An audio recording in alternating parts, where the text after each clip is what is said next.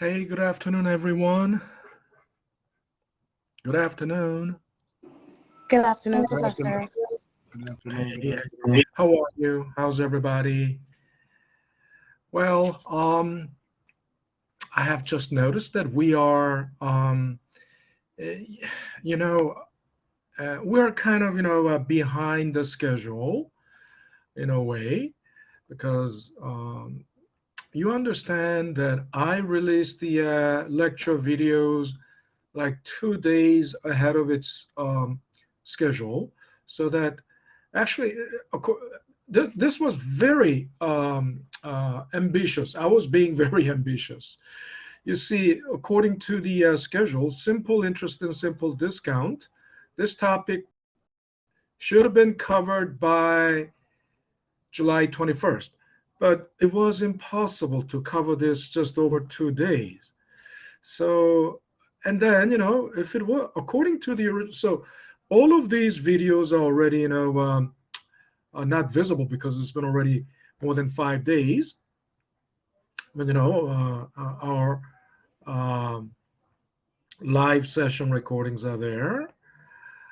And then, according to schedule, we should have got started already on the compound interest compounding. And according to schedule, actually, today's these are today's videos, and actually, since everything is assigned 2 days ahead of schedule, uh, actually these are uh, multiple cash flow models. These are actually for, like, tomorrow or the day after tomorrow, but it's been, already released. So I think it's too fast and too fast paced. Um, we need some time to. I mean, you have to gasp.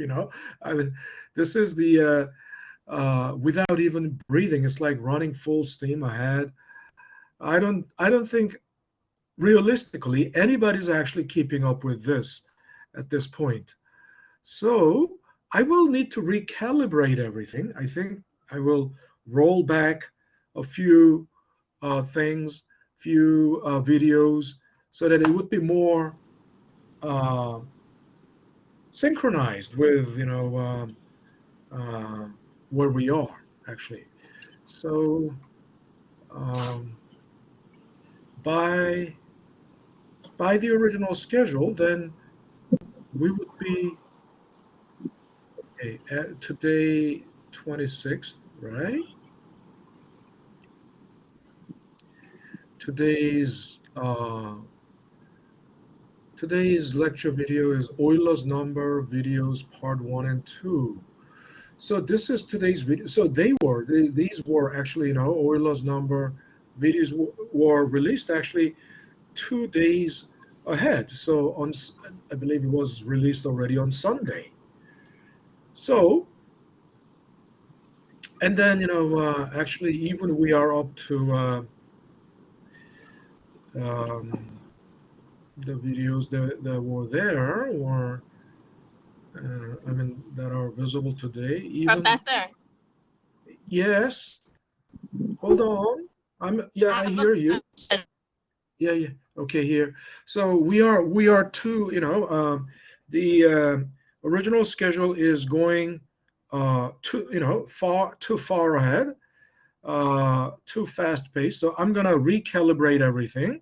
Okay, so to bring it more in sync with the reality.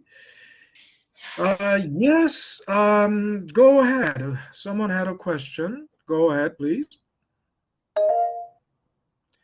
Yeah, Elizabeth, was it you or there was? Yesterday I came into class like 5 minutes late. Okay, Can you hear me? no, is that Elizabeth? Is it No, this is Ross. Ross? Okay, Ross, and you are the one who. This is Ross Okay, Ross. So you are the one who with the said you had a question. question, right? Yeah, yeah, okay. That's fine. That's fine. Yes. As long as you, Yesterday, yesterday, what? I'll just tell, I'll just tell you after class because I feel like when I'm Okay. speaking, you can't really hear me and you're responding late. Yeah, of course, there's a delay. There's a delay in, uh, all these, electronic devices have delay. Um, but again, the rule is that you're okay. I mean, because of connection, um, slow connection, or there is internet connectivity issues with some people. So I made it very clear in the at the beginning. Um, this class protocol was already emailed out to you on July 16th. As long as you log in, or as long as you sign in to the discussion board within the first 30 minutes, right? You're okay, right? That you're considered present. Okay, you're marked present. That was Um, my question from yesterday. I came into class late, like 5 minutes late, but I forgot to write down my name. And that you have to do because yeah, it you are. completely went off. You know, Mhm, mhm, mhm. So sorry, please, that's my first time. Like I forgot to do that. But please. I was attending your class yesterday, especially when you was talking about the difference between a buyer and a seller. So I was in class. Okay, but again, you are responsible for your own attendance record. That's why it's the sign-in sheet. This discussion board is the sign-in sheet. It's a physical record. So um, without that, um, it's hard to prove. But there's one more thing I can do. So, for example, okay, I also check, but I can't do this every time because it takes a lot of time. Let me go to okay, Blackboard, uh, collaborate,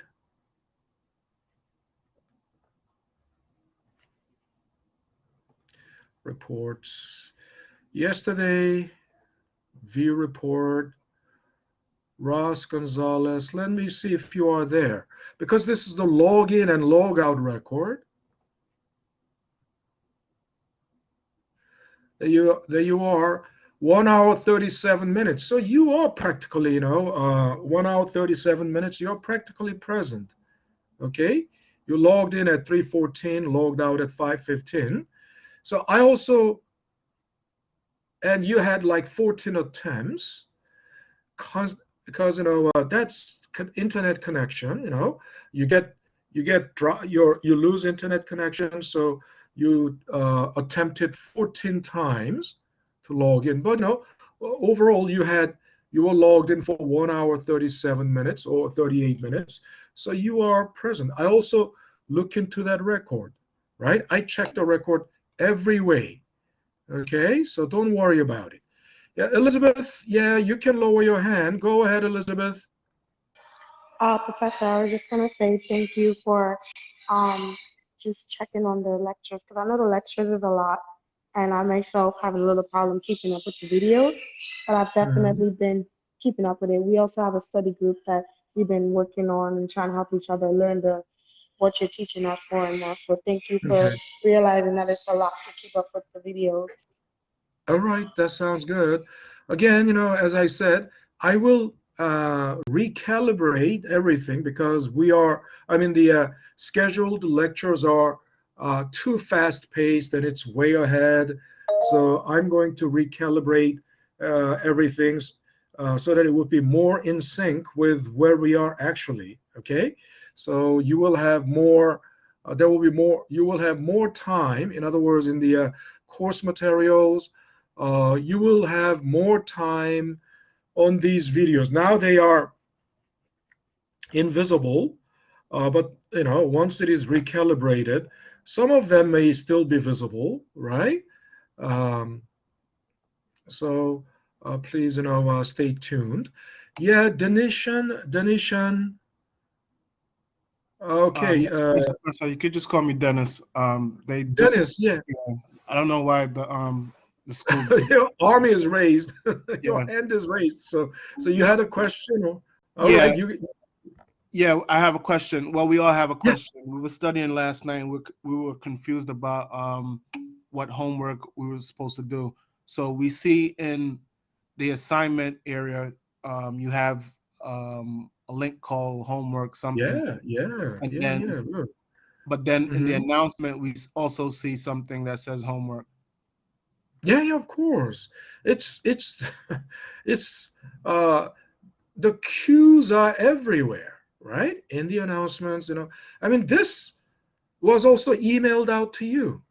This was emailed What? out to you. Yeah, what I'm Homework saying one. is that it's Mhm. different. The information where it says homework and the information in announcement that says homework are two different things. So we were confused about which one to do, but we started to study the one that's in homework. No, no, it's the same things. See, LU 10-1, A, numbers, 1 through 5, 10-2A, numbers, 1 through. Look, all these are, if you have the book, um, you can look up these, it's chapter 10, obviously. Chapter 10, you can go to uh, page numbers may be slightly different. I mean, depending on which edition you have, page numbers may be slightly different. But it's based on the BMCC Custom Edition, 12th edition, custom 12th edition. So you won't miss it. But these are exactly the ones that are in the here assignments, and then for your convenience, right? I provided it here. That's LU 10-1A, right?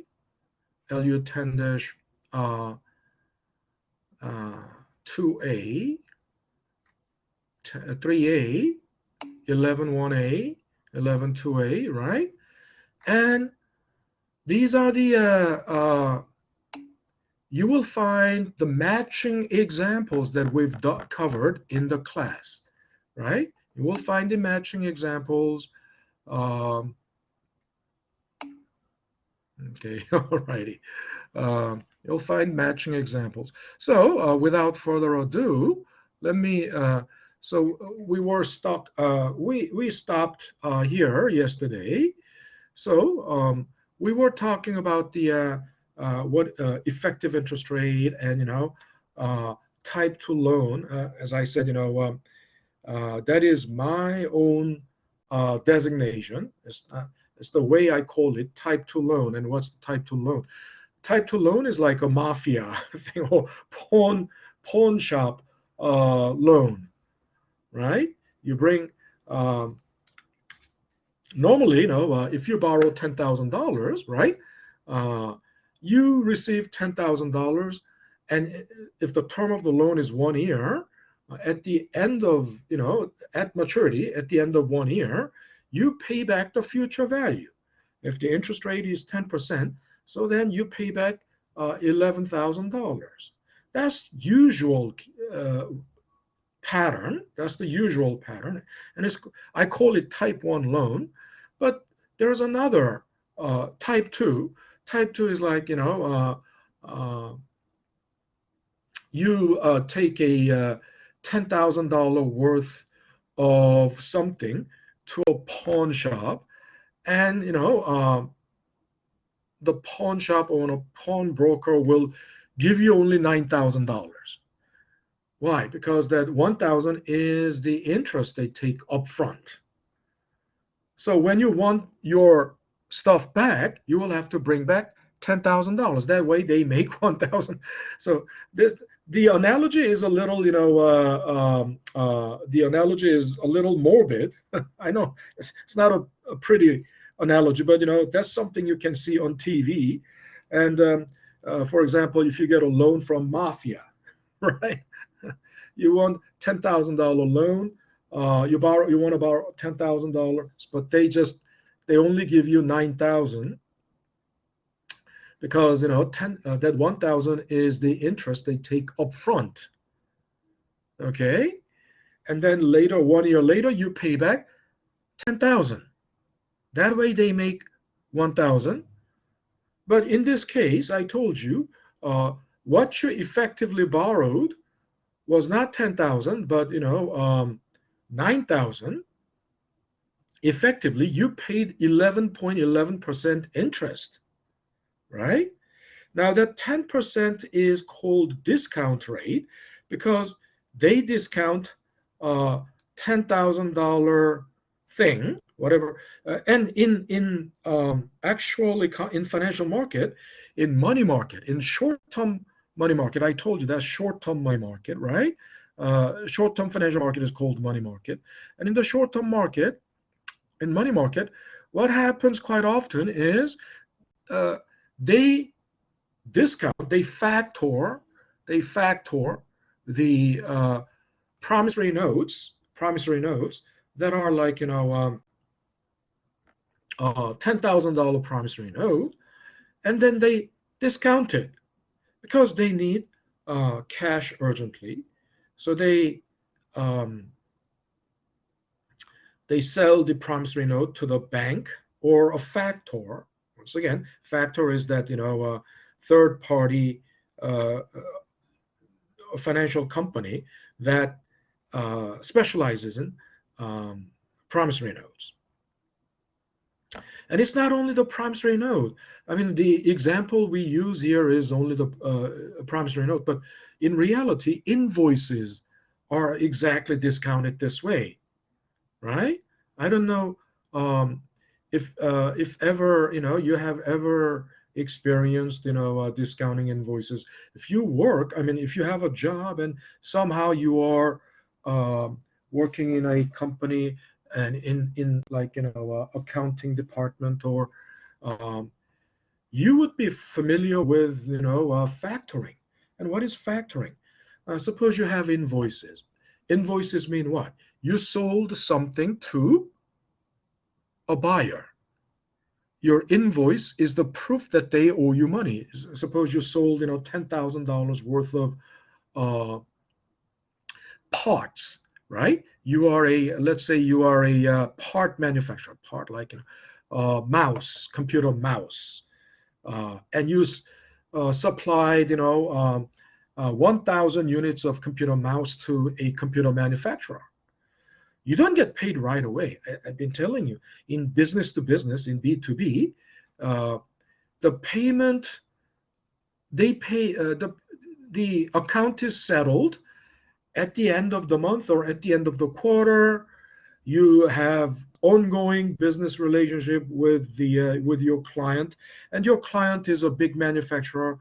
You're a small supplier of parts, components, and parts, or you're generally called vendor, and you supply 10,000 mice to the computer manufacturer. They don't pay you cash right away. They pay with promissory notes, or you just ship it to them and just send an invoice to them, and that invoice is the proof that they owe you money for 10,000 mice. And if each mouse is like $5, 10,000 will mean $50,000. They owe you that money, and but you don't know when they are gonna pay that. They may pay within 30 days, because on the invoice you will state please pay within 30 days, or if you pay within 2 weeks, we give you 5% discount, 2% discount or something. So if they pay you within 2 weeks, or even on that day, it would be wonderful. But on the invoice, you already put the statement please pay within 30 days. Then, you gave them sort of like, a 30-day loan, right? Okay, invoice is another thing, not just a promissory note. Invoice is another thing that gets factored. And I told you, the word factor comes from the French word facteur. No, facture, not factor. Facteur is a postman. French word la facture, which means, invoice. And in a lot of European languages, you find similar word to, which means invoice. So basically, if your client is not paying within 30 days, you have to hold on to that invoice for 30 days. But if you can easily be very tight with cash, because if you're a small companies, small businesses are always constantly plagued by short cash flow shortage. Cash flow. So one thing you can do is, because you are constantly plagued by cash flow shortage, what you can do is you can take it to the bank and sell it to the bank, right? And then basically the bank will take over the burden of weight and the risk. Isn't that right? If 30 days are left on this invoice, right, the bank is taking over the burden of weight for the remaining 30 days. And also the possible risk of default. So for that, the bank will have to take something. So what do? They discount it, right? So this is like, this service is like what the pawn brokers are providing. I mean, pawn brokers have a bad image, but if you think about it, banks do exactly the same thing. They take the invoice, right, discount it, and pay you $9,000. And the invoice amount is $10,000. They hold it until maturity for 30 days, and then they collect it from the buyer. Well, of course, for that service, they have to get compensated for taking over that risk, right? So that's why it is called factoring, okay? And it's a long story, but I call that, in my own terminology, I call that type 2 loan. Type 2 loan is like, what the pawn brokers are doing, or the mafia is doing when they are loaning money. So I don't know what's a lot of these things going on in the chat box. So I don't know, because I can't see. I can't hear, so I'm going to log out again. I can't hear either. Yes, please feel free to. I mean, if the system is, it's not the system, but your computer probably at your end, most likely on your end. So you need to refresh the browser, or log out or log in. Okay, where was I? All righty. So our next question is, this was the one in the example.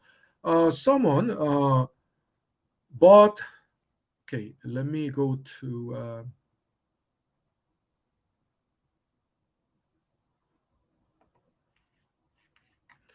this is the homework.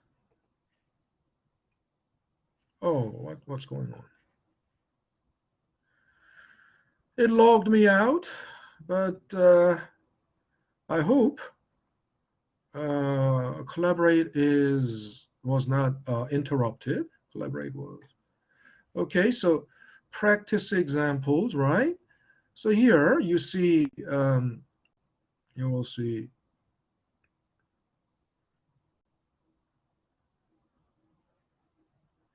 This is the example. Jane Long buys a $10,000 13-week Treasury bill at 6%.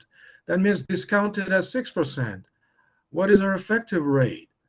Okay, so 13-week Treasury bill is a 3-month debt sold by the U.S. Treasury Department. So if you buy it, you pay. You don't pay $10,000. You pay the amount discounted. You pay the 6% discounted, right? So that 6% is your return, actually, if you think about it, because 13 weeks later you will receive $10,000. So this is exactly type 2 loan, right? So that's exactly the question. So 13 weeks, we know 13 weeks, one year is 52 weeks. So if you do that, that gives you 0.25 year. 3 months, 13 weeks, 3 months. 3 months is a quarter of a year, isn't it right? So that way, first, we will need to find either the proceeds or the bank discount. Now, the bank discount, in this example, the bank discount is the primary answer that they want. And then if this is the primary solution, then this is automatically the difference between the two. If this is the primary solution, bank discount is automatically the difference between the two. So first, we do it like this. We'll do it. So then bank discount is principal times discount. This is something that happens with always.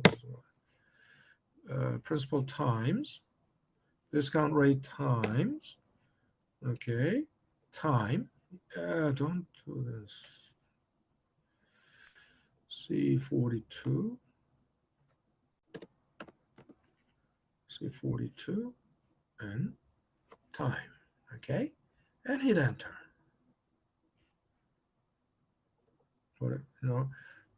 When you see all those hashtags, that just means that the column is not wide enough. So all you need to do is increase the column width. Okay, and then if this is the bank discount, the proceeds, what goes to you, something's not right. It's just $10,000. How can this be something greater than 10,000? A42. Oh, no wonder. 6%. Okay, so 150 is the bank discount. That's the bank's cut. And then the difference between the two is the proceeds that goes to you. So that means, okay. So in this example, Jane Long bought this treasury bill for $9,997.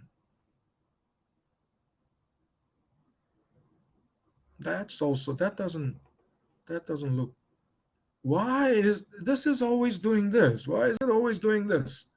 So you cannot just Jane. Now they add up. I don't know why. Let me. It's probably because the keyboard setting. So sometimes, when you do something and, you don't leave it unchecked, because you have to check if the story adds up. A while ago, if it is 9,995 something, then they don't add up. So ultimately, it falls upon you. It falls upon the model builder, right? Falls upon the model builder to verify that everything is correct. Okay, so this way, good, I got that. Now, we do the same thing. This time, the proceeds is the main question. If the proceeds is the main question, then it's basically principal, the maturity value, times 1 minus D times T. Okay? There you go. Exactly the same thing. Now, bank discount is the difference between the two. So now think about it. What does this mean? If Jane Long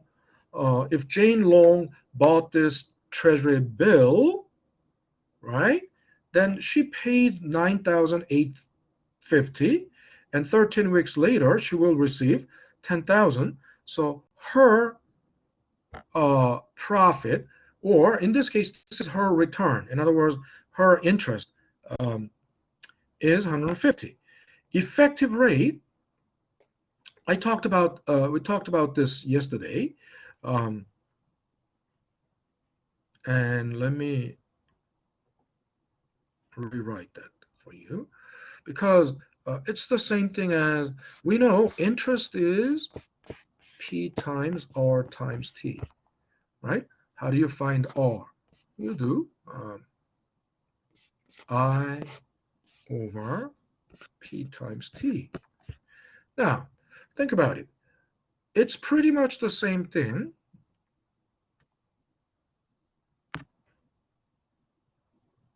I don't get any bigger. Okay, so I don't get any bigger screen. How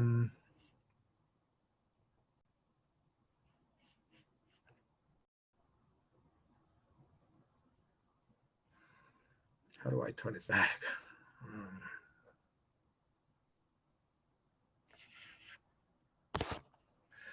Anyway. So, come on.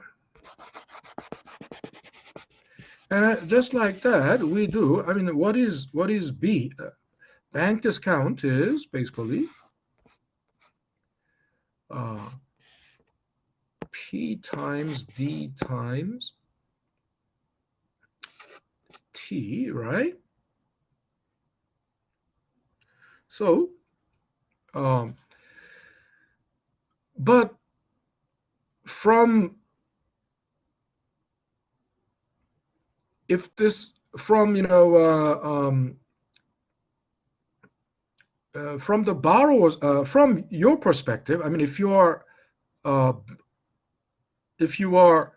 factoring a promissory note, what you really receive, you are receiving. I mean, you are paying interest, but that interest is the interest you pay for getting 9,000, right? In other words,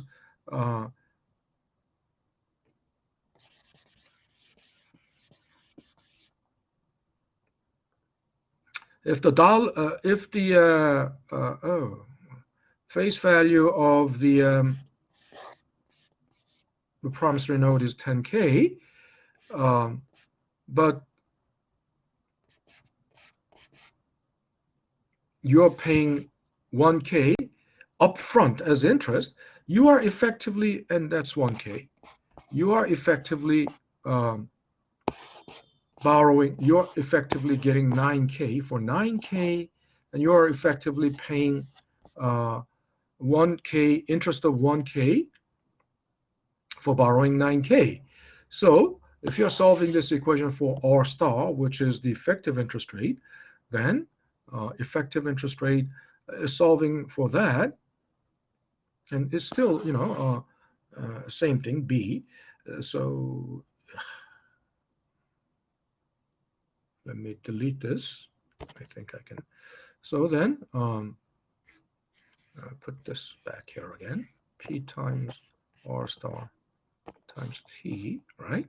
So then if you're solving for R star, that's B over D times T. Okay? So how do I get rid of this? Escape. Oh yeah. This is, so it's kind of,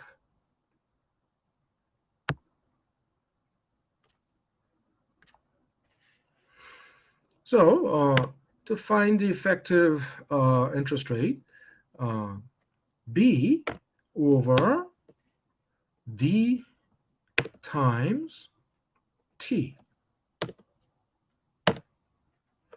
6.09. So always effective interest rate is bound to be greater than the discount rate. Okay? And the same thing, we don't need to do it all over again. You can just copy and drag and copy and paste like this. But you know, it looks, I wouldn't leave it like this because, you know, also a professional work will have to be impeccable. I mean, this is not look unprofessional because it's not neat. So I would rather,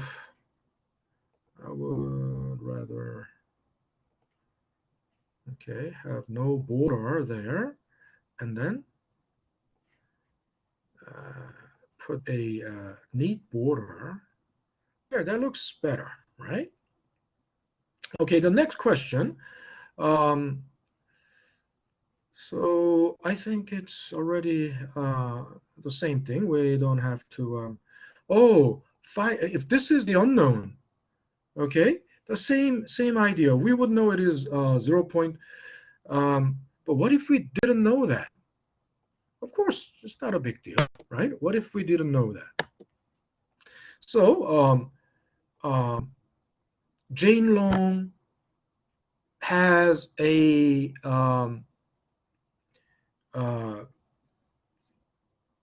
T-bill that she paid $9,850 for. She's gonna, at maturity, it's gonna be $10,000. Always, a bond is the maturity value or face value of a single bond is 1,000. I mean, there's no $10,000 bond that with the face value of 10,000. It's just usually the case is, if you have 10 of them, that's going to be 10,000. But this is only an example, so it's just imaginary. So yes, let's say there's a $10,000 bond. She knows the discount rate of the bond is 6%. Now, what would be the what would be the time? In other words, what would be the maturity? Of course, we again.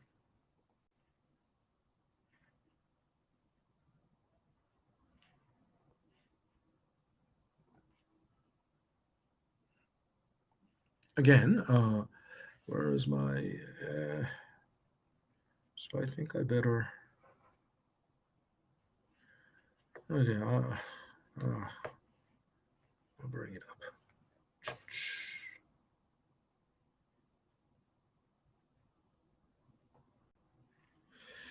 So, okay.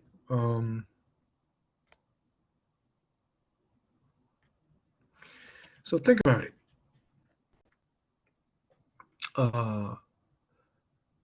Given this formula, right, all you need to do is then solve this for t, right? Solve this for t. Then if you solve it for t, it's going to be b over d times r star. I mean, if you have already r star, you can do it this way. Or if you don't have r star, but you have rather p times d times t, you have it like this. And this is known, right? We can do that. Finding t, then it's going to be b over p times d, right? So we're going to use this.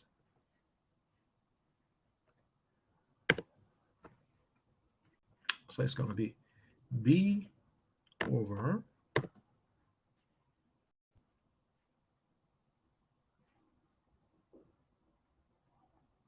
d times p, right? Enter. Yeah, so we get exactly 0.25 year. And if we convert it into weeks, 13 weeks. This times 52, right? So we can do it like this. And if you have a similar example, a similar problem, and in this problem, one thing is unknown. That unknown is D, which doesn't really matter because we can do it with the given. But finding D is not a difficult thing because it's just the difference between the two, right? But even without that, we can do this. Even without D, we can, proceed. We can do this. Um, and I'm not going to do it again. I'll just copy and drag it down. Okay, there you go. Oh, so in this case, it's like a 1 year, 1.02 year. 1.02 year is it's just multiplied by 365, and you will know how many days it is. 2% of a year, what would that be? Obviously, less than a month. But again, when you drag it down, sometimes you lose some formatting. There was a thick border line here before, but as I dragged it down, that was lost. So what do? I can just, I will, I will make it neat. I've been telling you the professional, the value of the professional work, um, professional quality. So that thick border line, bottom thick border only, not the, yeah, that one. Yeah, professional quality is always. So there's a shortcut way of finding effective interest rate, but then this works only when time is 1 year, right? So I don't recommend this, right? Only if t is 1, then we have the equivalency here. Effective rate is discount rate over 1 minus discount rate. But then it works only when t is 1, so I don't recommend it. Now, let's go to the next example. So this is, sort of like uh, the mother of all examples. Where is it? Clear. Okay.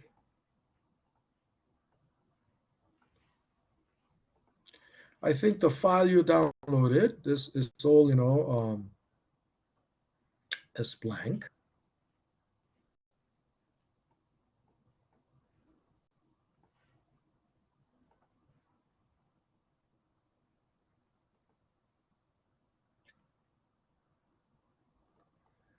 Clear contents.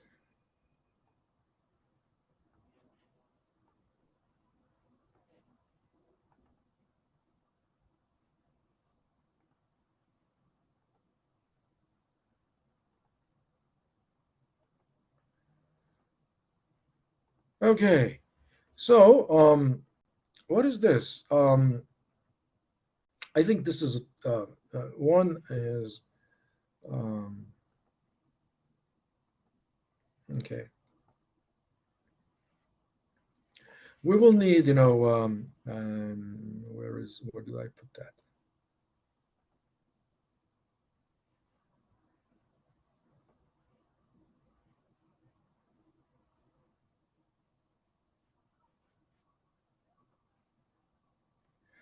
So I a lot of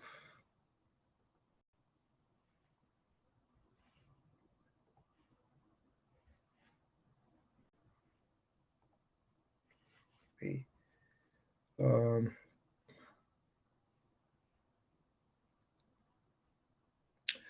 Kamisha said I can't hear either 325 and can you guys?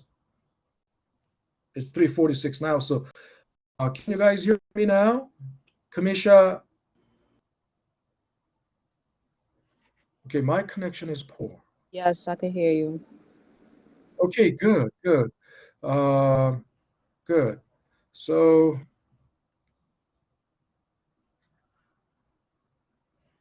I think I downloaded that file. So let me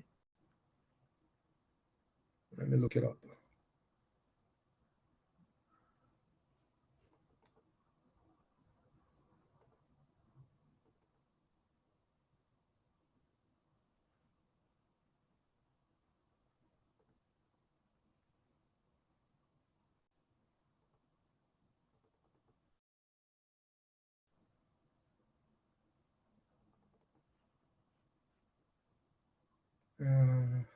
Open. Why isn't it opening? Okay, now it's opening there.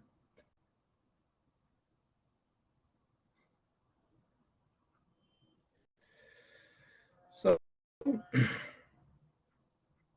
this is the case where the time is given in calendar dates.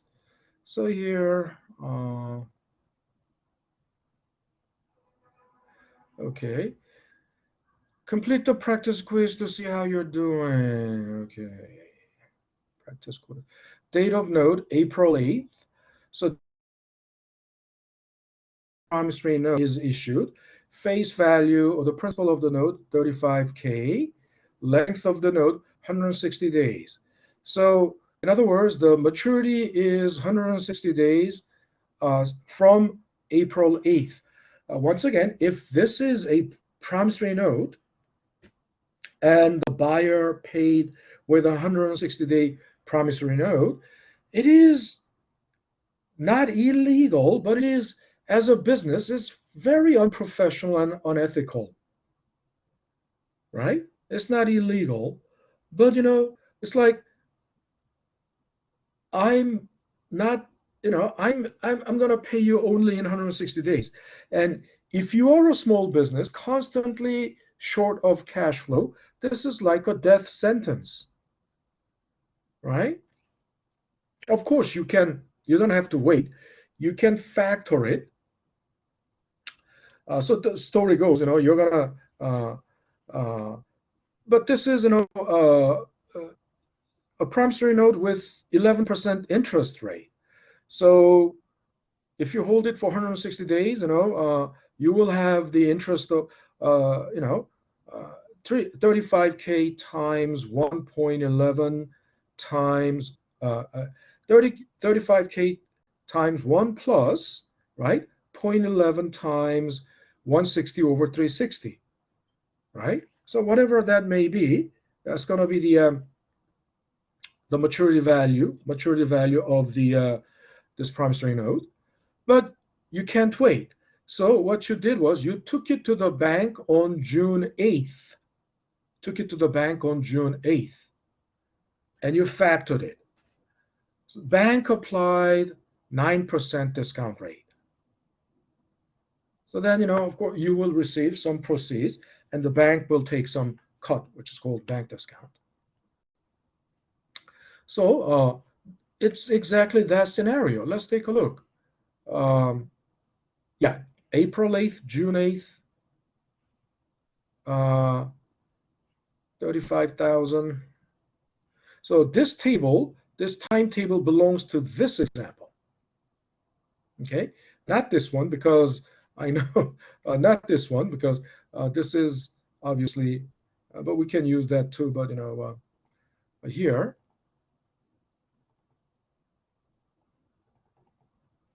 as you can see, I used this calendar dates for length of the time in this example. But this table actually belongs to row 59 and 60. That is exactly that scenario, isn't it right? 35,000, 11% interest rate was going to, and length of the note was it April 8th exactly? Yeah, April 8th. But you waited 2 months. You were holding on to it for 2 months, but you can't hold on to it anymore. So you took it to the bank. Okay, that's the story. So the time, you don't have, how do you know the maturity is September 15th? You just simply add 60 days to that. 160 days to that. It's going to give you September 15th. Again, it is 2017, because this is the time when I built this example.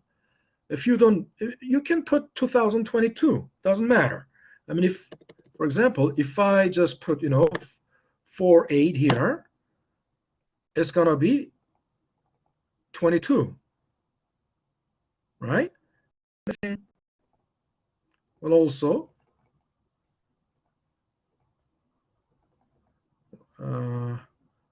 okay, this isn't.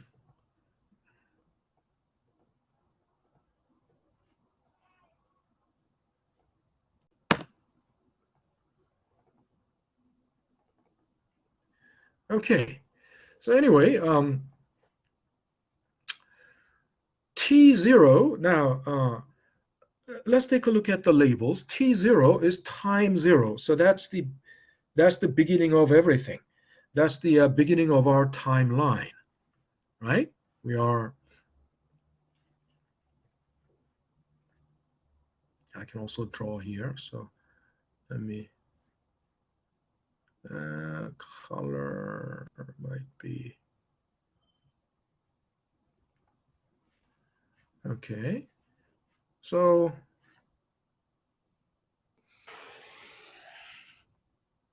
on our timeline, right? The beginning is always time 0, right? And our maturity,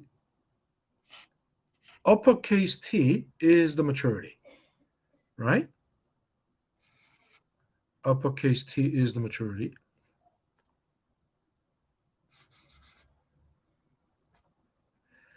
And then when you factor that, that's time 1. So let's call it T1, T0, right? So that's the idea. That's how you label it, right? Now, so obviously, and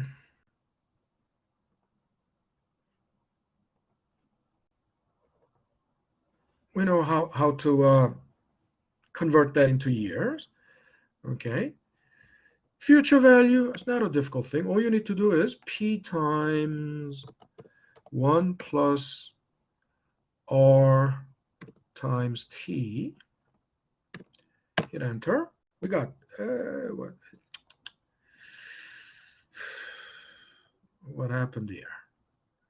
That was the parentheses. There you go. That's the future value or the maturity value on this promissory note. Took it to the bank on June 1st. I mean June 8th, I'm sorry. Then what is the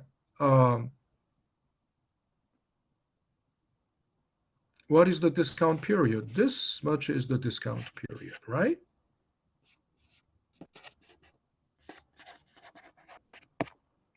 Discount period, right? Which is, then all you need to do is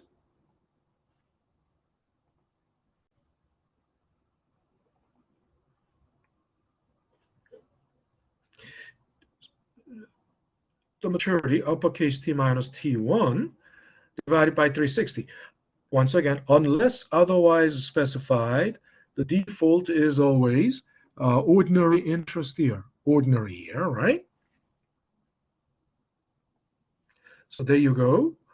Now then, what's the bank discount? If you want to do this first, or what is the process if you want to do, so let's do, in this one, let's make this,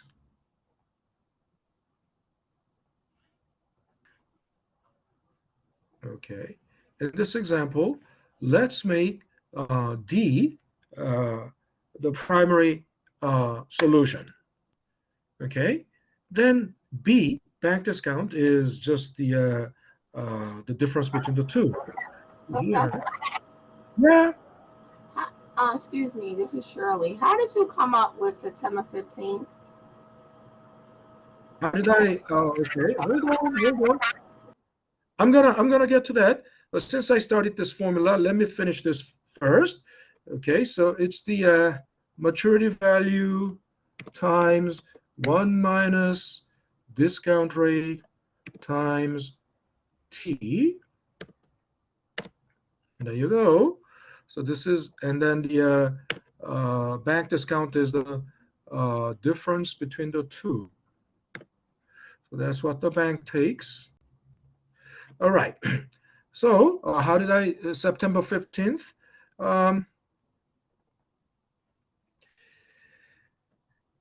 T0, right? Plus the 160 days. That was given. So if we go back to original problem, date of the note. This is the date the note was issued, April 8th, and the length of the note, right?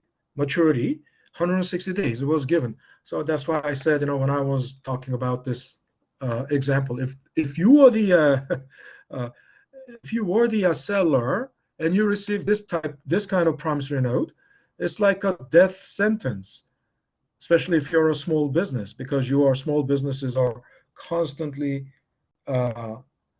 plagued with cash flow shortage. And although it is not illegal, a business that pays with like 160-day promissory note is like it's very unethical and unprofessional, because it's almost like there's no consideration, right? I don't care if your business is gonna go bankrupt in 30 days or not. This is my payment terms, and that's very obviously the way Donald Trump does business. Now, so that was given by the problem, right? Okay, where was I? And it automatically turned into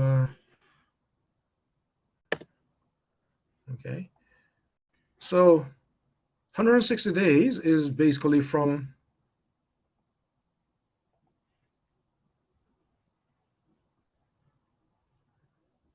here to here. Okay. No, why is it turning into a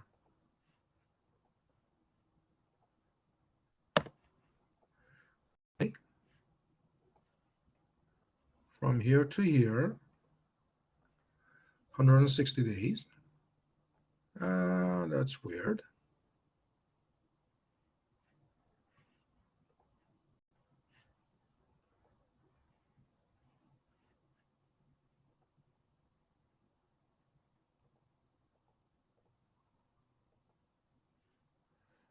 All right. Now, next question is, then what is the effective rate? We know what to do with the effective rate. It's always B over D times T.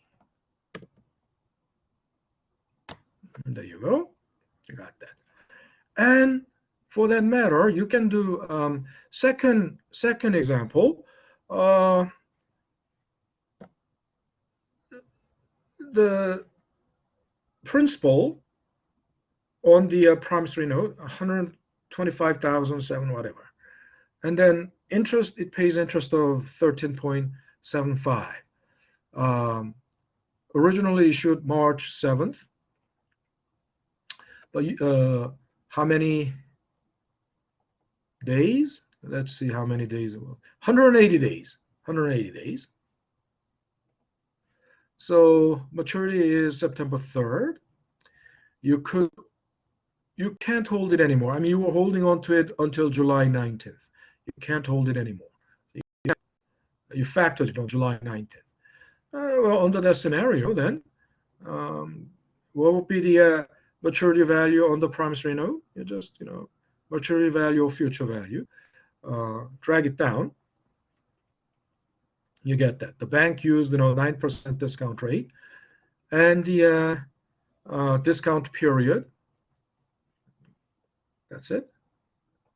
And then this time, we wanna do this first. Primary solution is the bank discount, which is simply future value times discount rate times T. Hit enter. And then the proceeds will be the difference between the two. Right? And then for effective rate, and just drag it down, 9.10. Okay. Now, only then it would be, using that formula, d over 1 minus d. You can come to that, but that's not right here in this case because time is not one year, right? So once you're done with a model like this, again, make sure everything is neat. Okay, don't leave it like. All right, this way, finally, we're done with all the examples in simple discount. Okay. Any question? Who is this? Shirley. Shirley, yes. I have one question. Can you please go over 11.1, the practice question 11.1?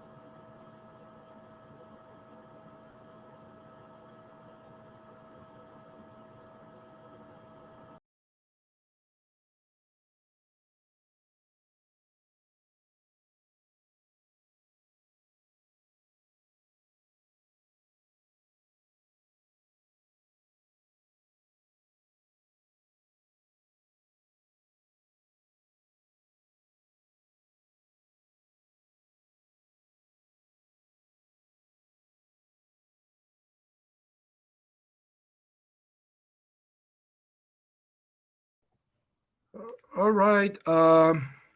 It looks like I was disconnected. It looks like, can everyone hear me? Yeah. Okay, sorry about that. It looks like I was disconnected. So Shirley was asking a question, right? Are Yeah, you there? can you go over the practice question 11.1? Okay, okay, you're looking at what I'm looking at, I guess. You're looking at my Excel sheet, right? Yes. Okay, 11-1 is, okay,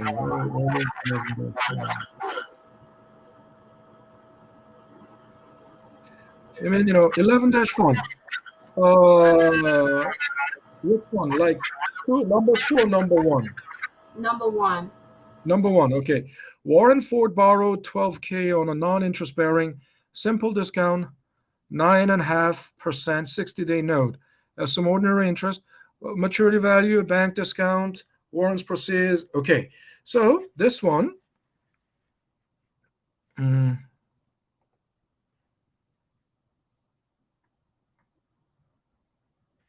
I'm gonna have to, I'll use this one. So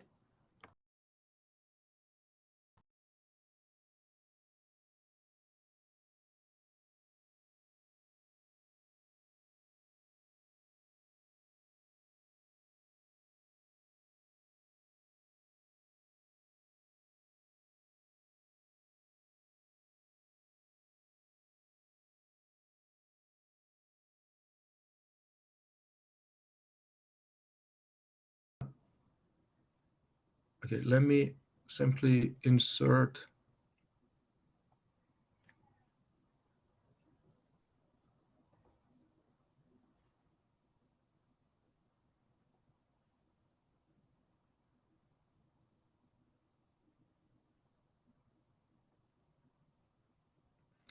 Okay, I'll make it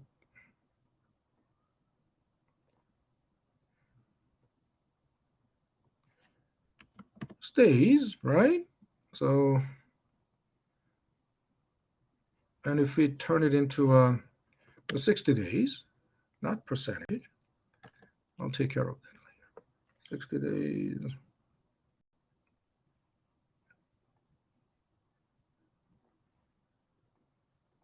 General, okay, 60.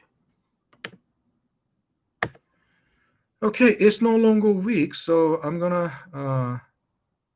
collapse that column so it's not gonna show.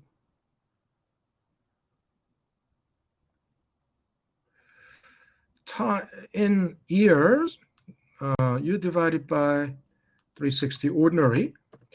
Now, I'm not gonna, normally I don't put 360 manually. I don't input that. Instead, what would I do? I will use, okay, I'm gonna copy this.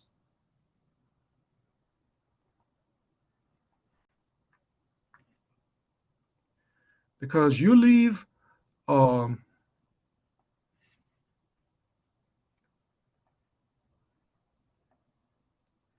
paste it there, and you will leave the data separate from the formula, so it can be used, over and over.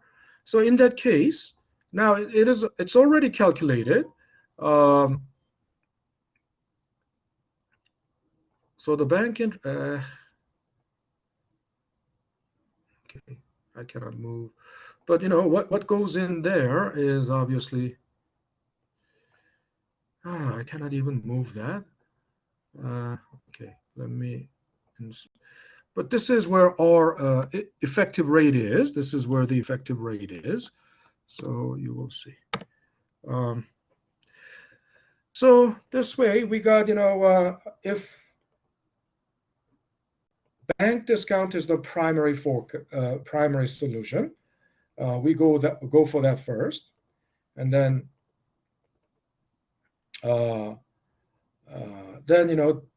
proceeds are the difference between the two. Okay, let me do the same thing here.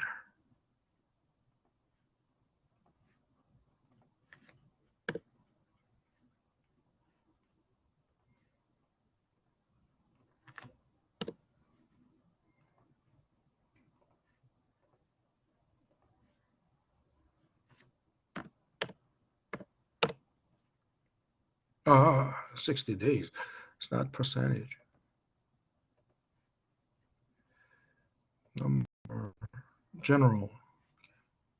Here. General 60.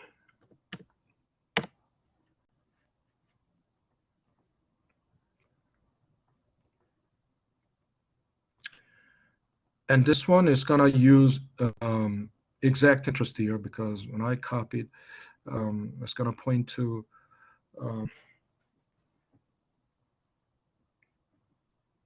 okay. And this one is obviously, yeah, exact here. So now it's the same problem solved in one in ordinary year, the other one in exact year. And this one, primary focus is the proceeds. This one, primary focus is the bank discount. Okay,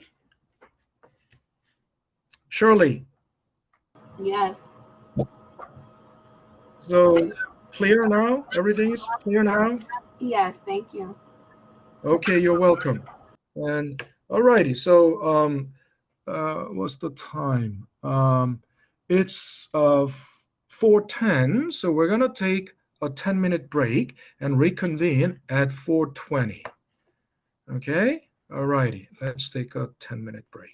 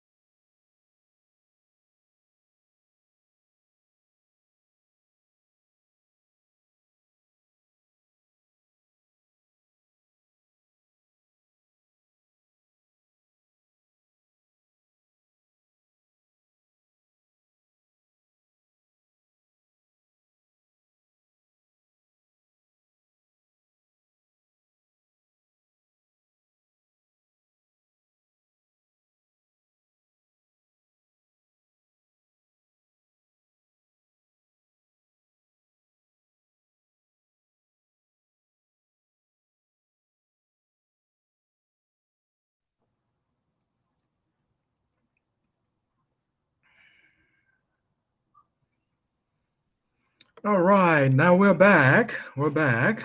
Okay, so I don't see. Yeah, what's happening? Okay, and I see only 3 people with the profile picture, and I've on the day 1, I've made I've made it very clear that at least if you don't want to turn on the camera, at least I want you to use a profile picture. Okay, but I don't see, I see only 3 profile pictures, so I want everyone to do that now. If you before before too late, please put up your profile picture there. Okay. All right. So now, since we're done with the topic 1, now we're moving on to topic 2. And the topic 2 is compound interest. Okay. Let me go to.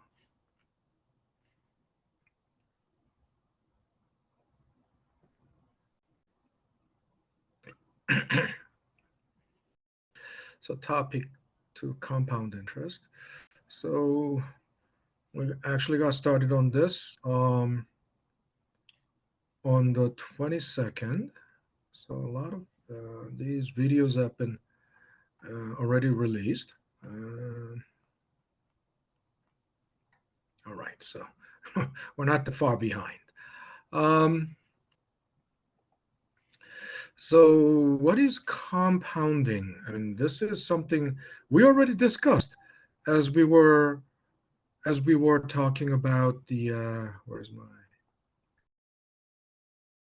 as we were talking about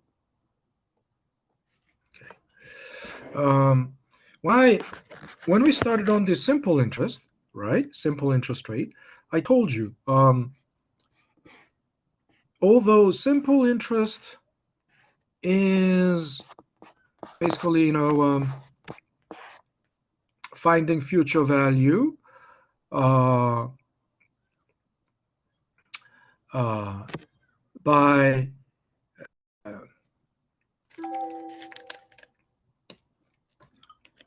multiplying the interest rate by time, number of years, right? Normally, right?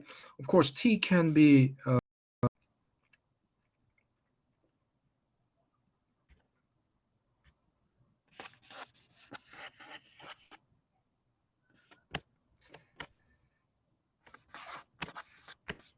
T is in years, but normally, but when I express that, it can be, it can be in years, it can be in weeks, it can be months or days. Again, they must all eventually be turned into years, right? And I told you this is actually, if T is, if time,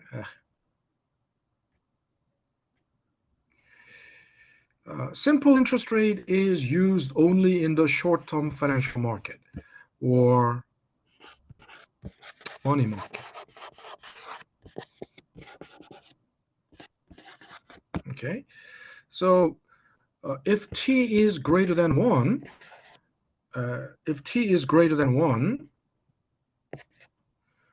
obviously we cannot use, in reality, simple interest rate is not appropriate.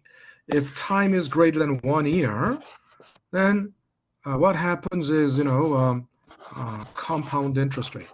I mean, how your future value, how your money grows, is through compounding, right? So the only reason we started out with a simple interest rate is because of the simple discount. I mean, what's going on in the short-term financial market is mostly, simple discount or factoring.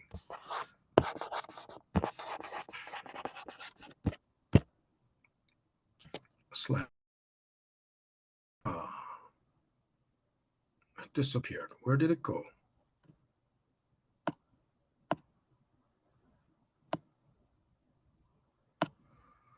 Where did it go? Okay, let me. Oh, there you are. Simple discount or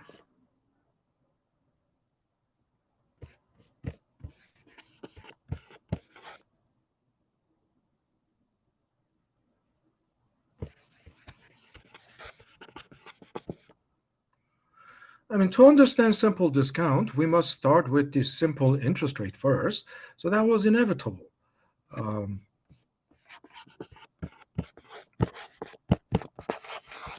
So again, so this is only for short-term financial market. This is how we use how we apply the interest rate in the short-term financial market. But in the long-term financial market or capital market, long-term financial market or capital market,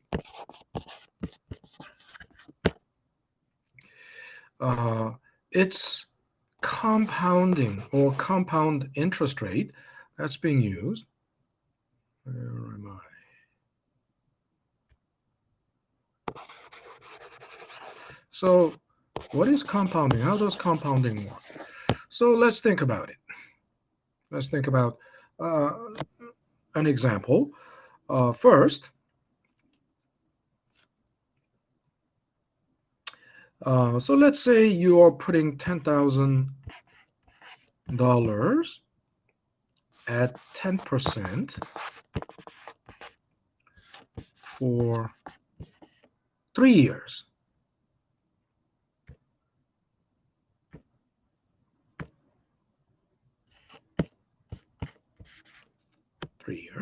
And what's going to be the future value in year 3? Okay, so first of all, we know what future value at the end of year 1 will be is P times, and it's just like the simple interest, right? At the end of year 1, it's P plus interest, and we all know interest is basically P times R times T, and T is 1. We can ignore that because T is 1. Then we can simply factor out. We know it's P times 1 plus R, right? And this is FV1, right? This is FV1.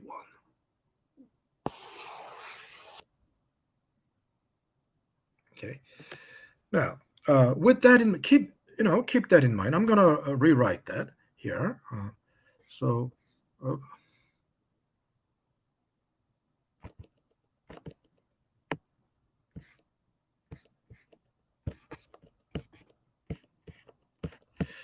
FB1 is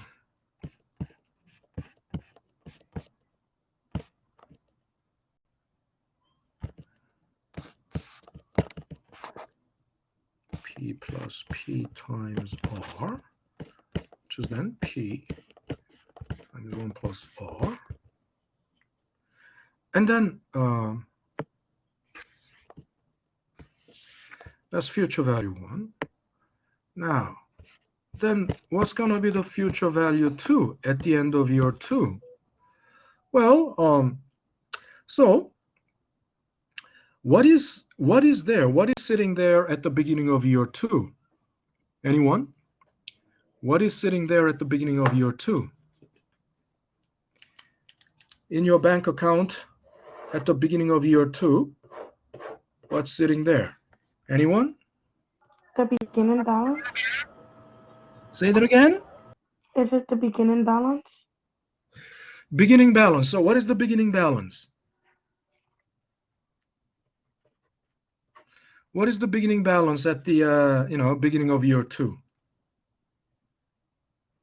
P plus I.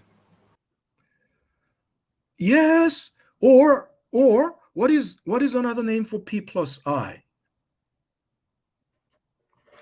Interest? No. P plus No. I is interest. P plus I is what then? I'm trying to remember. Future value?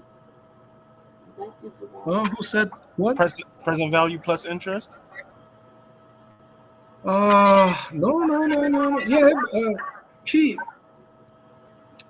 That is right. I mean, but you just put it into words. But P plus I is another interpretation of what? P plus I is just an interpretation of what?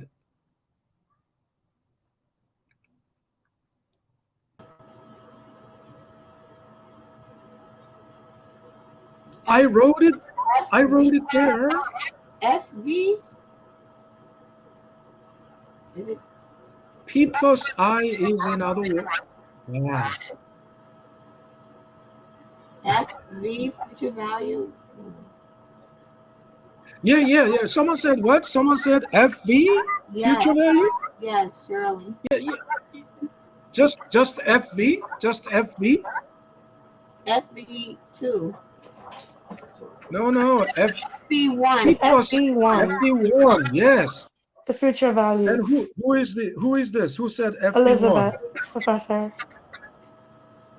Oh, okay, Elizabeth. So you're getting 0.5. Somebody else also answered with me too. I think it was Shirley. Okay, so Shirley, who said FV1? I said FV. Okay, and that was And who then is that? Shirley? yeah, and then Was that Shirley? yes, I said Okay, FV1. Shirley, yeah. And then you said FV1? I said FV1. Okay, FV1. I can only accept FV1 as the valid answer Elizabeth. because mathematically, think about. Okay, I need that background noise. I need that background noise out, please. I need that background noise out. All right. Look, in your eyes, right in your eyes, it says clearly here, P plus I is FV1, right? So in other words, principal plus interest is the future value at the end of year one. And that's what is sitting there at the beginning of year two. Isn't that right? That's what's sitting there at the beginning of year.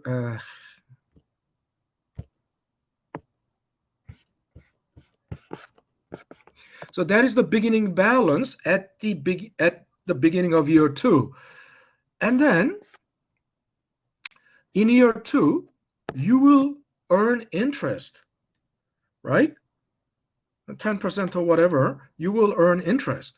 So future value at the end of year two will be FV1 plus I, right? But then what is I? In year two, the I, in year one, it was P plus P times R. But in year two, you started out with FV1. So in year two, the I will be FV1 times R, right? Isn't that right? Think about it. If principal was 10K, interest rate was 10%, at the end of year one, there will be 11K. That 11K is the beginning balance at the beginning of year two. So at the beginning of year two, 11K is sitting there. And that 11K will earn 10%, right? That why is it doing this? That 11K is going to earn 10% of which is 10% of what? 10% of 11K. It's going to be 1.1, right? That's exactly what this is. 11K plus 11K.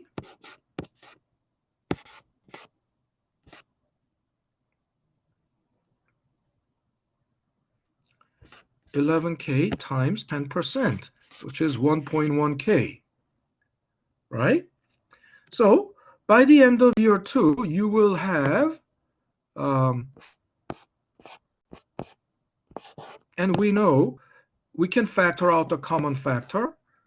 There will be FV1 times 1 plus R. But what is FV1? Again, what is FV1? We can rewrite FV1 by its own definition. What is FV1? What's the definition of FV1? Anybody? What is the definition of FV1? P plus We I. said the present value, P plus 1, the present interest plus the present value plus interest. Okay, who said P plus I?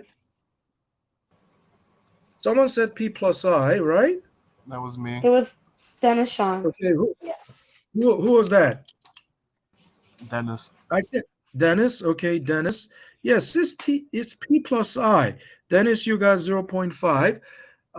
Yes, that's the definition. When I say definition, that means mathematical definition, not verbal definition. Okay? Okay, Always Professor. mathematical definition, right? Always mathematical definition. So I don't need words, right? Words can be misleading. Words are not infallible. So it's always mathematical definition. But P plus I is what? What is P plus I? P plus I was FV1. once again. Yes, but P plus I was once again rephrased, or P plus I was once again paraphrased. What is P plus? Are you looking at? I mean, I don't know. It looks like some people are just connecting by phone, and if you're connecting by phone, you are missing all this, graphic, right? Graphic features. But if you're looking at it, if you're looking at what I'm looking at, there is P plus. You will know P plus I is again redefined or rephrased. So what is P plus I? Didn't it turn into FV2, Professor? No, it's not FV2. P plus I is not FV2. P plus I is FV1. Right, but you said it's rephrased. So when you did the P plus I is equal to FV1, which got us to FV2, because now we're looking at the present value, Yeah, FV2, which look, yeah, but then that is the definition of FV2, not FV1. In other words, you must understand, you must state it with FV1 being the subject of the sentence, not FV2 being the subject of the sentence. And if you're looking at it, you know what P plus I is redefined as or rephrased as.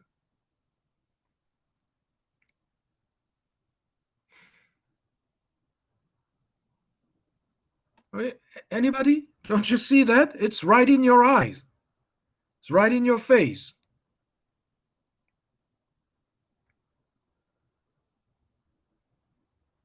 Look, how come you don't see that? Huh? Okay, someone was trying to say something. Go ahead. Is it P plus P times R?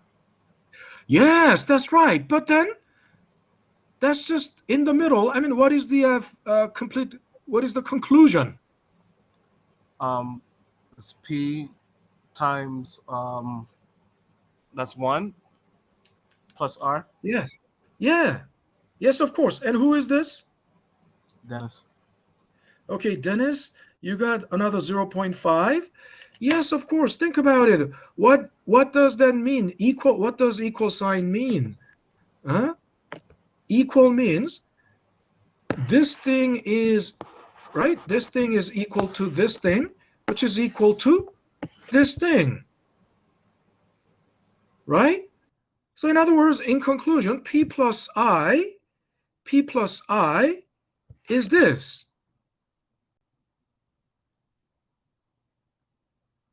Right? Equal sign is like saying this is equal to this, which is equal to this, which is equal to that, which is equal to that, which is so ultimately the definition of FV1 is P times 1 plus R.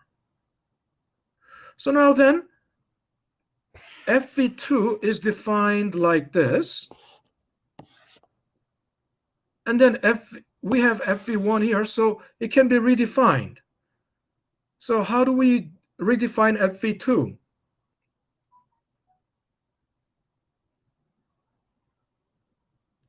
How do we redefine FV2 now? FV1 plus I. FV1 plus I, yes, that was done. That was done.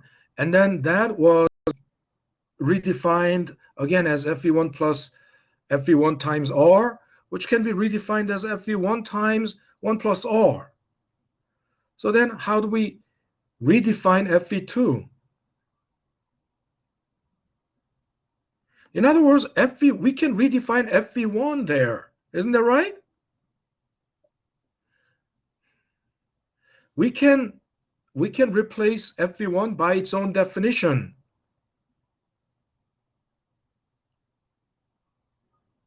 Right? You don't get it? What is FV1?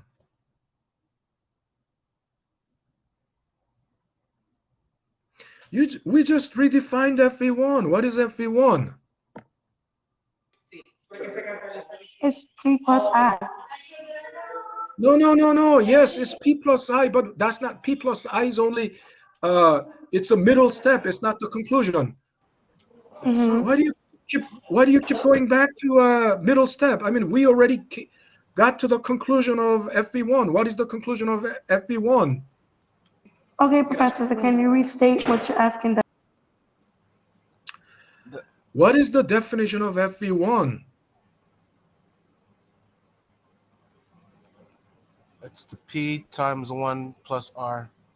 Yes, you're right. I mean, you said that. So FV1 is this, then we can totally rewrite or okay, we can replace FV1 by its own definition in defining FV2.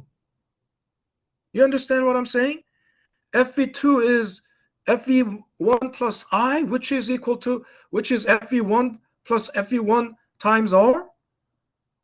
But we don't want, we factor out the common factor because we don't want, it's basically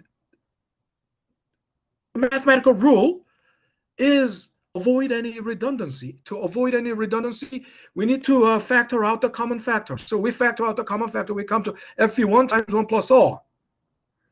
Then FV1 was already defined, so we can replace FV1 by its own definition. Then what's it going to be? What are we going to write here now?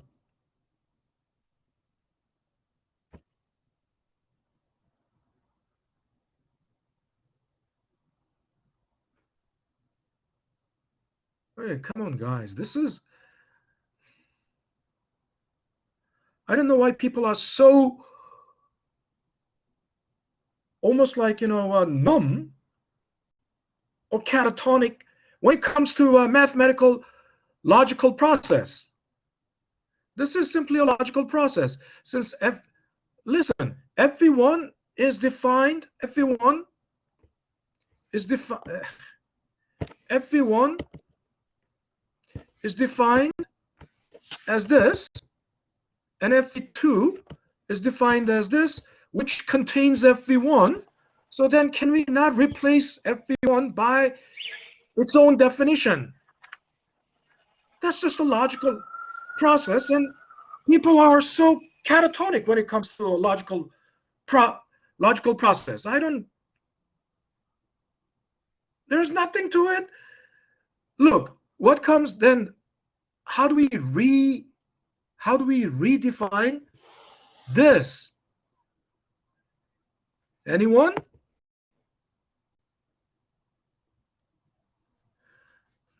All you need to do is just substitute or replace. If FV1 is already defined as P times 1 plus R, you just redefine it as, okay, replace it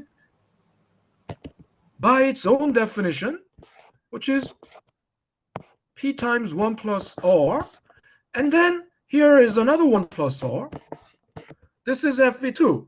But we know this is not right to write it like this, because 1 plus R times 1 plus R, we know better.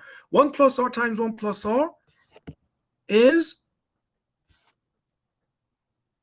how do you write 1 plus R times 1 plus R? 1 plus R to the second power. Yes, and who is this? Shirley.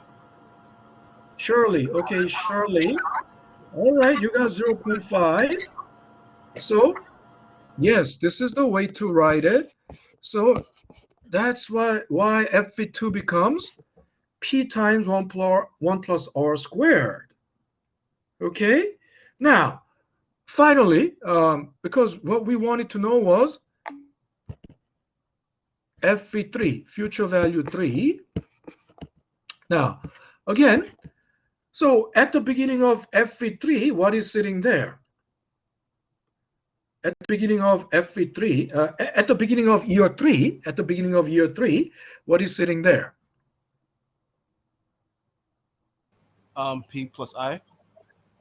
No, not P plus I. P plus Sorry. I is, It's the FV2. beginning value. okay, so get FV2 plus, who said that? FV plus 2? FV2 plus, who said that? Go. Shirley. Shirley, yeah, go on. FV2 plus. Is it 1? No, not 1. I. Is it I? Yeah. Okay. Shirley, right? Yeah. You said Yeah. that? Okay. So another 0.5, okay? Another 0.5. Yes. At the beginning of year 3, FV2 is standing there. It's going to earn interest for 1 year. Isn't it right? FV2 is the beginning balance in year 3. Isn't that right? FV2 is the beginning balance in year 3. And then, what is I? How much, of course, I is then in year 3, it's going to earn, it's the interest in year 3, but it's going to, so if we redefine I in year 3, if we redefine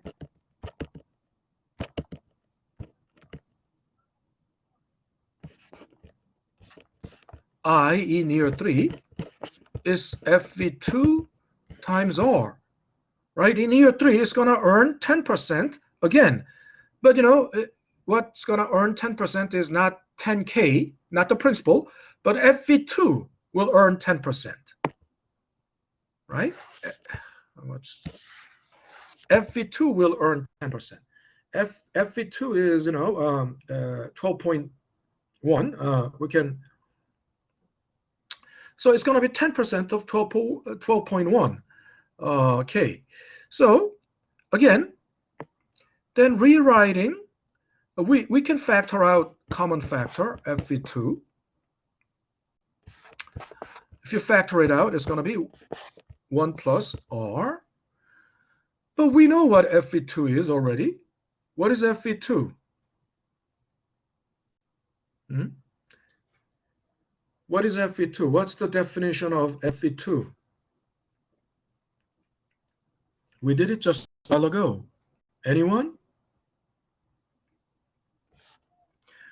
Wasn't FV2 P times 1 plus R squared? Yes, it Isn't that was. right? Yes, that was the definition of Fe2, right? This is what Fe2 is. Then we still have 1 plus R for EO3. So we Professor? finally, yeah, Hello? yeah, I'm here listening, but hold on. Let me finish up. Let me finish. So we come to the, finally, we come to the conclusion. We don't write it like this. This 1p times 1 plus r squared times another 1 plus r. Then is 1 plus r cubed, raised to the third power. This is Fe3. Yeah, okay, who was that? Go ahead. I'm listening. Someone was asking a question, so go ahead now. I'm giving you a...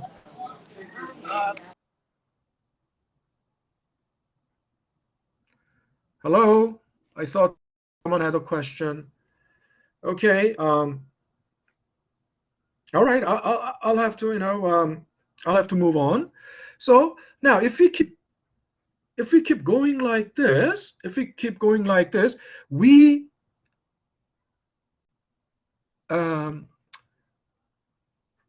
find the rule. We find basically, oh, the rule is, okay, if it is Fe4, then it's going to be, oh, I see. It's going to be P times 1 plus R raised to 4, fourth power. And if we keep going like this, no matter what that n will be, no matter what, future value at the end of year n, and n means any number, right? The rule is then, we found a general rule. That's going to be P times 1 plus R raised to n, right? So then think about it. This is called compounding. And why? Because interest gets compounded. I mean, interest in simple interest method, right? Future value is the interest doesn't get compounded. Interest is simply, multiplies by the number of years. But in compounding, interest also earns interest because interest becomes part of the beginning balance in the next year, right? Interest becomes part of the beginning balance in the next year. So, okay, you have to understand that when I'm looking at something like, a whiteboard, and then when I'm looking at, that's the screen that I'm looking at. I cannot see what's going on in the chat box. So if you have something to say, please, you gotta let me. Tatiana. So Yeah. Tatiana, you have a question? Yes, I'm actually in the hospital with my grandmother, so I don't have any connection. I had to drive her, so I wasn't able to do my attendance. I'm literally in the hospital with her as we speak. Okay, but so are you connecting through a phone now or something? Yes, but I wasn't able to go on Blackboard because there's no service. I was driving, like the ambulance wouldn't come in time, so I was driving her to the hospital. Okay, but do you have connection now? As long as you have a connection, do it ASAP if you have a connection. Yeah, I have connection. It's just on and off because I'm in the hospital. That's what I'm trying. I understand. I understand. But try whenever the connection is good, do sign in because I cannot remember who was, I cannot remember who was here or who was not. Okay? Yeah, I just didn't put That's it in why Blackboard there's. either, so I'm just letting you know. Mhm. This is the only way. Okay. All right, sure. I appreciate it. Thank you. You're welcome. Okay. Okay. Elizabeth, I'm sorry you wrote there, but I cannot see that while I'm looking at a whiteboard, another screen. There's no way I can see that. Again, it's not P times 1. You cannot write it like that. You should write. You forgot the parenthesis. Okay. Okay. You should write it like this. Okay.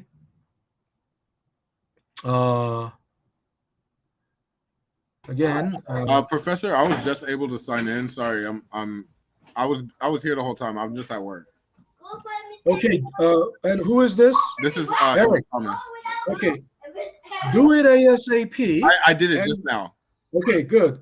And later, I will also check the collaborate log, right? Collaborate log, and it will show login time and log out time. So Okay. I will know if you are here full time or not. Okay, perfect. I was here the whole yeah, time. yeah. That's Okay. the way that's the way I double check or double verify. Okay. All right. Okay, Where was I? So.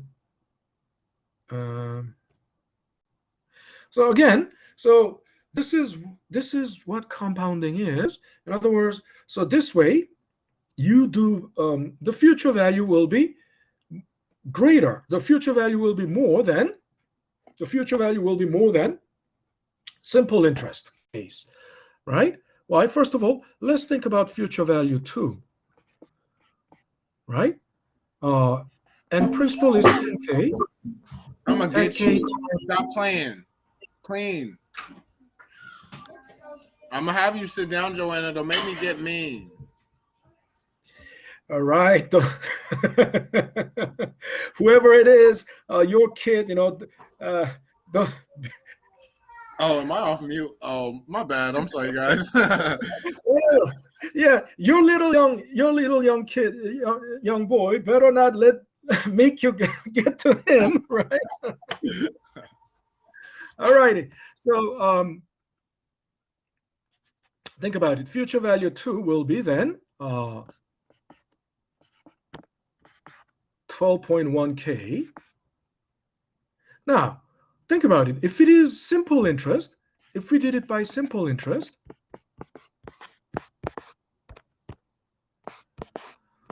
one plus 0.1 times 2, it will only be 12K.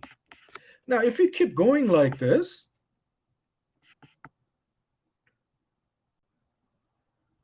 so obviously compounding gets you, a bigger, future value than simple interest. And then so if we do it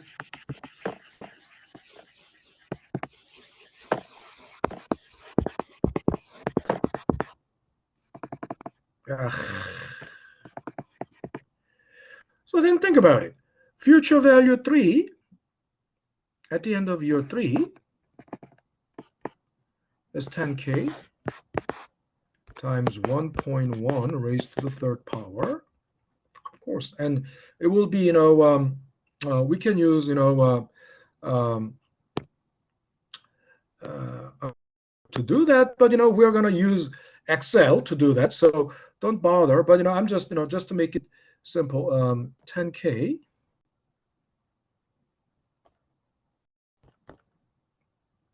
times 1.1 raised to the third power. Okay, so what this says is, I don't. It's 13.31K and 00000, something like that. 12 zeros. It's just one way they. How do I change that? Maybe that means rounding. So I would rather not. But we know. Try, let's FV10. So that means if you put your 10K in the bank, of course, if the bank pays you 10% interest, which is unlikely, how are we gonna it's gonna be a huge amount. We'll just use Excel to find. So I'm gonna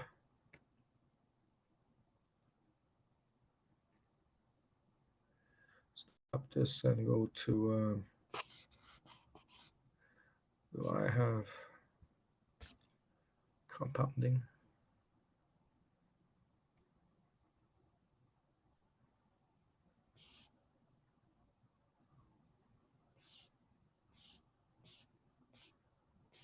Time value, compound here, time value.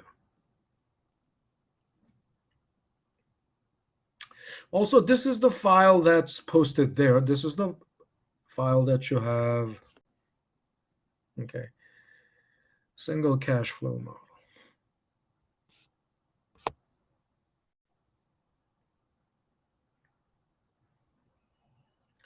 Let me make it a little bigger.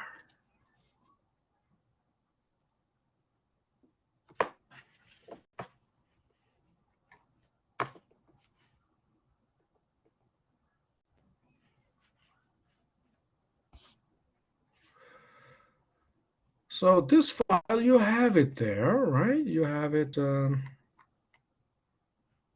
time value of money, that's Excel, that means Excel, right?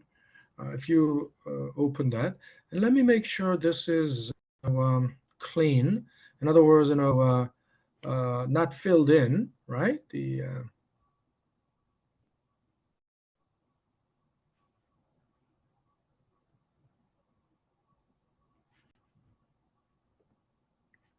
Looks like, I guess it's all already filled in. So I'm gonna I'm gonna update the file so that this won't be all filled in there. All righty. So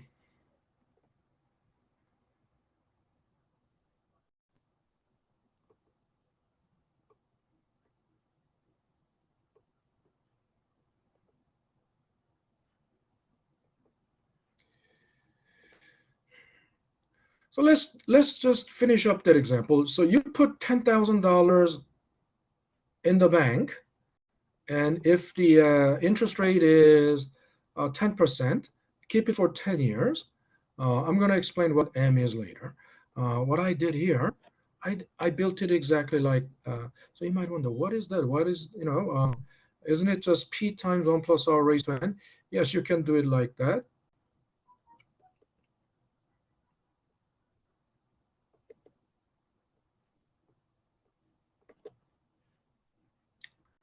So P times 1 plus R, okay, raised to T or N, right?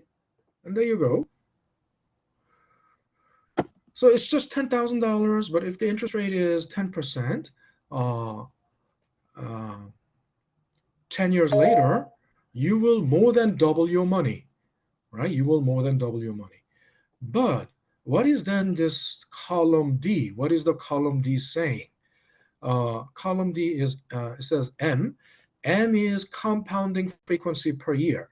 Remember, all our examples have assumed that the time is in years only, right? So compounding happens only in years. Compounding happens only in annually, right? We've been assuming, but actually compounding doesn't have to be on annual cycle. It can be on monthly cycle or quarterly cycle or semi-annual cycle. I mean, compounding can happen. So M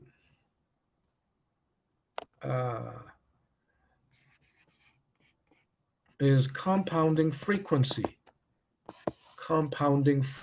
per year.